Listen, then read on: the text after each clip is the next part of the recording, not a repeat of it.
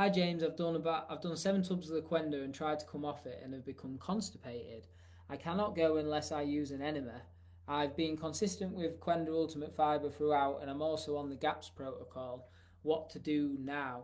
Um, yeah, so with the GAPS protocol, I'm not sure how much fibre you'll have in your diet, but whenever we're talking about constipation, we want to make sure you're doing the basics to make sure you're getting the lymph going and you're getting your bowels moving. So anytime I talk to people about constipation, I ask them the basics, which are you adequately hydrated? You want to check the colour of your urine, and your colour of your urine wants to be clear or light yellow. If it's a dark yellow or a light brown, you're dehydrated. That can create constipation.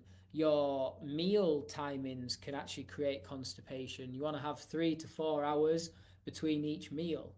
And by having 3 to 4 hours between each meal, it gives your intestines time to do peristalsis, which is contractions along the intestines, and they're doing an intestinal sweep, and they're getting any last bits of food and debris out of the intestines. If you're eating food every like 2 hours or something like that, you can actually be blocking up and creating constipation. Even the same with drinking lots of water. Drinking lots of water after your meal. I've seen loads of people just neck pints of water after the meal because they're so thirsty and dehydrated. But then it's actually watering down the enzymes in the stomach, so it has to compensate with stomach acid. And yeah, like I said, it's sort of the similar principle to eating food all the time and grazing rather than spacing out your meals. The problem with that is it's not giving your intestines time to have a break and give them that peristalsis and them contractions to do that intestinal sweep. So meal timings, hydration is important, and making sure you're just walking about, moving that lymphatic system. It's it's so important to go for walks. I speak to so many people that are constipated and they sit down all day. Like, just for instance, now I'm on my stand-up desk. Like, there's no need to sit down when you're on the computer, unless you're really tired or if you're eating, which is a bit naughty on the computer. I've got a little balance board here as well. But anyway, yeah, move your body. If you've got a rebounder, go jump on your rebounder. But yeah, make sure you're moving your body, you're hydrated, and you've got some space between your meal times.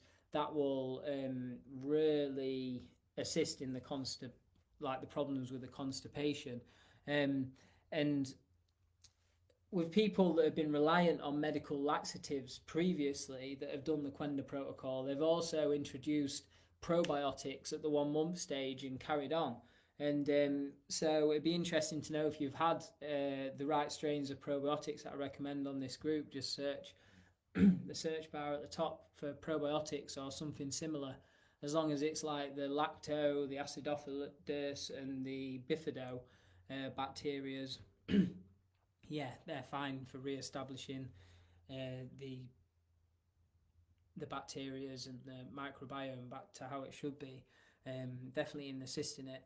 So yeah, part of the Quen protocol is really adding probiotics at the 1 month stage. So if you haven't done that, get some probiotics in.